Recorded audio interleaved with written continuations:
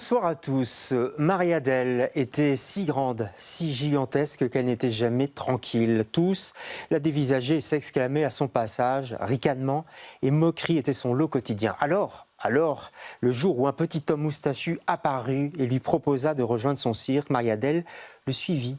Il l'emmènerait dans toutes les villes d'Europe. Elle serait le clou de son spectacle. Laura Simonatti est l'invitée de LCR ce soir.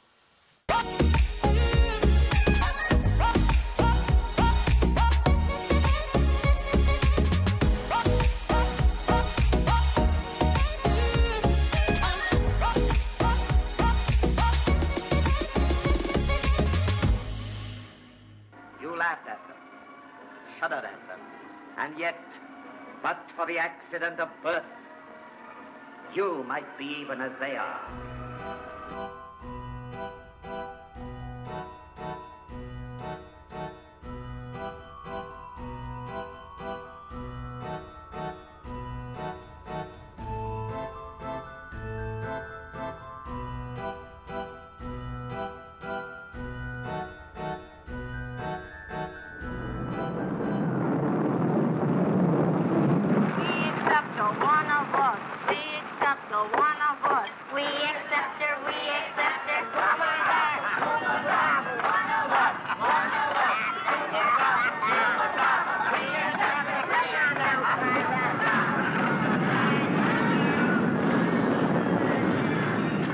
Voilà, Freaks, évidemment, pour ceux qui n'ont pas vu, courez le voir. Hein, courez le voir, pas courir au cinéma, parce qu'il n'est pas au cinéma. Vous essayez de le voir, en tout cas, sur Internet. C'est un film culte, évidemment, de Tod Browning, 1932.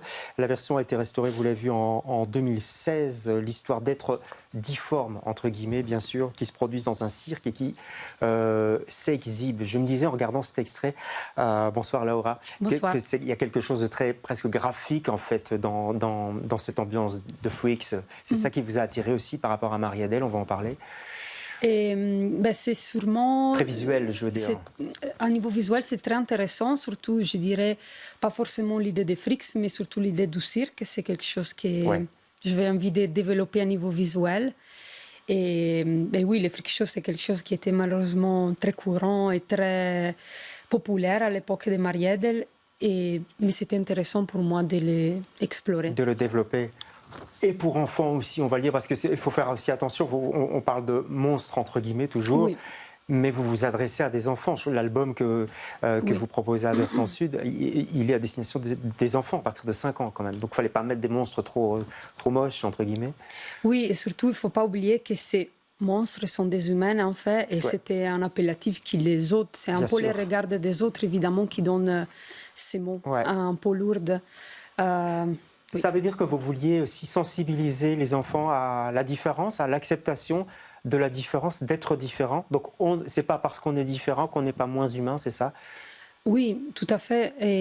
J'ai commencé ce livre comme un projet de fin d'études et j'étais très fascinée pour l'histoire de Marie-Adèle.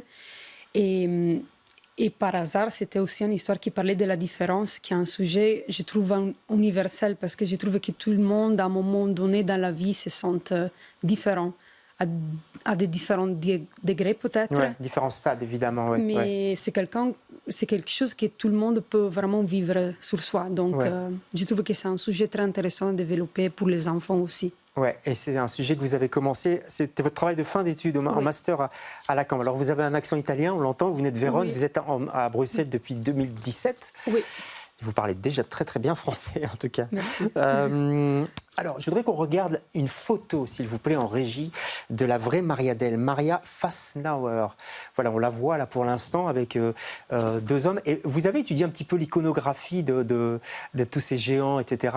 Et vous avez remarqué que souvent ils sont pris de face avec des personnes entre guillemets normales. Oui, c'est justement pendant tous ces freak shows qui étaient très populaires vers la fin du 19e siècle et le début du 20e. Ouais. J'ai fait une recherche sur des banques d'images pour regarder un peu à qu'est-ce que ça rassemblait, les affiches, justement pour faire la publicité de ces événements. Et j'ai vu qu'il y avait une représentation très récurrente pour les géantes. Donc on voit toujours des personnes, soit hommes, soit femmes, très très grandes qui occupent tout l'espace de l'affiche. Ouais. Et avec évidemment des personnes normales, pour faire un comparatif, pour donner l'idée aux gens de qu'est-ce qu'ils ont à aller voir. Évidemment, c'était tout très poussé, parfois exagéré aussi. Oui, c'est ça. À la limite, la personne normale se rabaisse encore un petit peu. Et surtout, je sais de la vraie histoire de Mariadel, que parfois elle était obligée de prendre des grandes chaussures qui pouvaient la rendre encore plus grande, en fait. Donc, d'accord. Oui.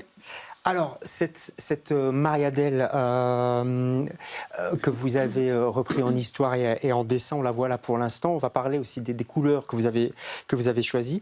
Elle est dans le sud du Tyrol, vers la fin du 19e siècle. C'est une région que vous connaissez bien, pas loin de Bolzane, où vous avez étudié, c'est ça? Oui, c'est une région que je connais pour mes études, parce que j'ai fait mon bachelor en graphisme dans la ville de Bolzano, qui est la ville principale de cette région. C'est une ville bilingue, donc... le Tyrol italien, quoi. Oui, donc on parle italien, mais surtout l'allemande. Et à un moment donné, c'était une région où j'allais aussi en vacances. Donc voilà, je la connaissais bien. Vous connaissez bien. Cette dame a grandi à partir de 3 ans pour ne plus s'arrêter, enfin si, quand même s'arrêter à 2,20 m, je crois. Oui, environ. Environ. Il y a différentes estimations, en fait. Oui. Alors...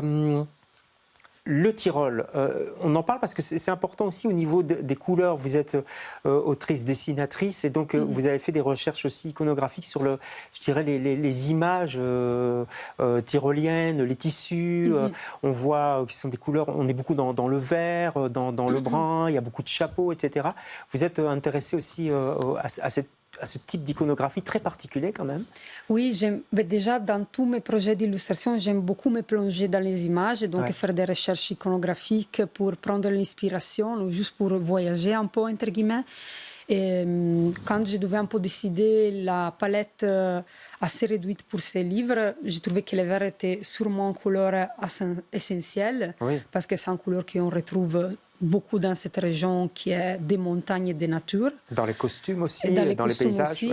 Et après, j'ai décidé de l'associer au doré, marron, au rose, pour créer un peu un effet aussi un peu ancien, entre guillemets, pour donner encore un peu l'idée de l'époque où se passe l'histoire. Et si on veut parler vraiment de la technique, du dessin, de votre travail, Laura, j'ai lu ou j'ai entendu quelque part que vous dessiniez par partie. Donc d'abord le corps, et puis la tête, et puis autre chose, et puis vous assemblez tout ça. Vous travaillez sur Photoshop en fait, et donc pourquoi vous séparez comme ça les parties d'abord? Et en fait c'est un peu plus compliqué. Oui, d'accord, j'ai simplifié pour les téléspectatrices. J'ai fait mes croquis de base au crayon, et après je dessine chaque morceau avec la gouache la plupart des temps, mais aussi avec les marqueurs. Et je dessine chaque partie séparée, je la scanne et je la mets sur Photoshop, et ça me permet de mettre la couleur directement sur l'ordinateur, qui parfois nous donne un peu plus de flexibilité, et aussi de bouger les éléments un peu plus facilement. D'accord. Voilà, c'est une question de flexibilité qu'on n'a pas forcément avec des originaux. D'accord. Mais nous, j'aimerais commencer à faire des vrais originaux, disons. Pourquoi? Parce que j'ai envie de... Ça, c'était ma comfort zone jusqu'à ce moment-là. Il faut savoir quitter sa zone de confort. Ce qui est intéressant aussi, c'est que la fin de l'histoire, vous la lirez vous-même ou vous la lirez à vos enfants, ça se termine plutôt bien. Par contre, la vraie personne de qui vous inspirez, elle a une fin de vie triste. Oui, c'était... la vie de la vraie Mariadel n'était pas si heureuse, disons. Non. Après avoir quitté son village, elle a fait ses tours d'environ 6 ans en Europe, dans des freak shows. Et après ces 6 ans, elle était épuisée à niveau physique et mental aussi. Et elle a rentré... Heureusement, elle a réussi à rentrer chez soi. Mais elle est morte à l'âge de 38 ans pour un problème cardiaque. Après, à l'époque, c'était une autre époque. Peut-être que les soins étaient moins développés. Mais vous avez voulu, parce que vous écrivez aussi pour les enfants, donc vous avez un petit peu adouci, arrondi les angles, comme on dit en français. Oui, j'ai trouvé impératif de faire quelque chose comme ça. Et au moment donné, j'avais aussi l'envie j'avais l'envie et j'aimais l'idée de pouvoir donner un fin un peu heureuse à cette femme, au moins dans ses livres. Si elle n'a pas pu voir ça dans sa vraie vie, j'aime l'idée de pouvoir au moins virtuellement lui donner un fan heureuse. On parlait du graphisme, on parlait des dessins. Je voudrais qu'on parle aussi de l'écriture. Il y a un travail sur l'écriture manuscrite, entre guillemets, avec parfois des grandes lettres, etc. Quand elle dit à l'aide ou gigantesque. Ça aussi, c'était une volonté d'avoir une typographie particulière? Oui, j'avais très envie d'un côté que les textes soient vraiment partie de l'image. Ouais, et en fait, c'est souligné, parfois il y a des mots soulignés. Oui, quand j'avais l'envie de donner un peu plus de pouvoir à certains mots, disons, à les souligner et à les renforcer.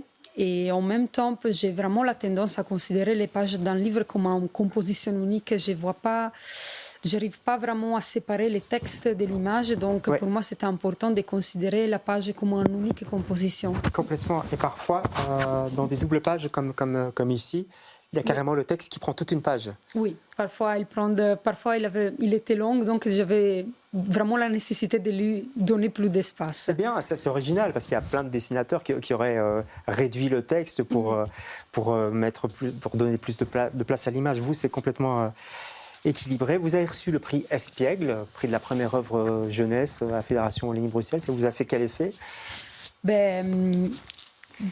Des chocs au début. Choc positif. J'étais très, très heureuse et je suis très heureuse. D'un côté, on a un peu, je ne sais pas comment le dire en français, mais impostor syndrome, disons. Parfois, ça arrive, mais en même temps, je trouve que recevoir des prix, ça nous donne un peu de légitimité en tant qu'autrice, en tant qu'illustratrice. Et en même temps, ça booste un peu aussi la vision qu'on a de notre propre travail. Ouais, je crois que c'est très bien de vous mettre en lumière. Et c'est mérité. Très rapidement, un mot, image. Vous avez choisi le mot image. Ça ne m'étonne pas, en fait. Mais pourquoi en 2 mots? Et les images sont les choses avec lesquelles je travaille. Et donc, j'en vois beaucoup tous les jours, mais je suis très fascinée par les images en général, parce que c'est là illustré. On est entouré des images et je trouve que les images se parlent beaucoup. Et j'aime aussi les ressemblances et les liens entre les images.